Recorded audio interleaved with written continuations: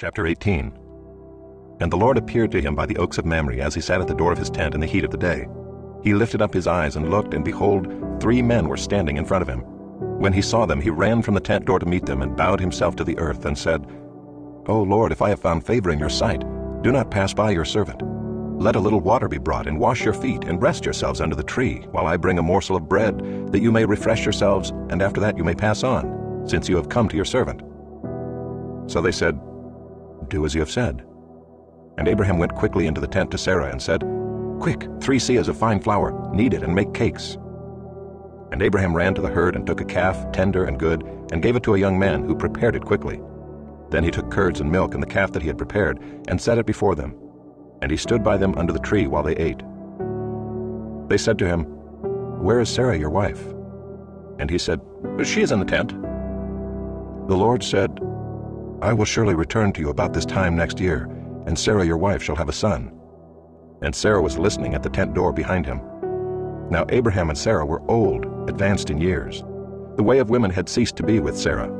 So Sarah laughed to herself, saying, After I am worn out, and my Lord is old, shall I have pleasure? The Lord said to Abraham, Why did Sarah laugh and say, Shall I indeed bear a child now that I am old? Is anything too hard for the Lord? At the appointed time I will return to you about this time next year, and Sarah shall have a son. But Sarah denied it, saying, I did not laugh, for she was afraid. He said, No, but you did laugh. Then the men set out from there, and they looked down toward Sodom, and Abraham went with them to set them on their way.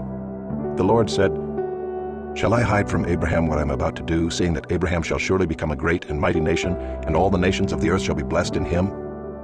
For I have chosen him, that he may command his children and his household after him, to keep the way of the Lord by doing righteousness and justice, so that the Lord may bring to Abraham what he has promised him. Then the Lord said, Because the outcry against Sodom and Gomorrah is great, and their sin is very grave, I will go down to see whether they have done altogether according to the outcry that has come to me, and if not, I will know. So the men turned from there and went toward Sodom, but Abraham still stood before the Lord. Then Abraham drew near and said, Will you indeed sweep away the righteous with the wicked? Suppose there are 50 righteous within the city. Will you then sweep away the place and not spare it for the 50 righteous who are in it? Far be it from you to do such a thing, to put the righteous to death with the wicked, so that the righteous fare as the wicked. Far be that from you. Shall not the judge of all the earth do what is just? And the Lord said, If I find at Sodom 50 righteous in the city, I will spare the whole place for their sake. Abraham answered and said, Behold, I have undertaken to speak to the Lord, I who am but dust and ashes. Suppose 5 of the 50 righteous are lacking. Will you destroy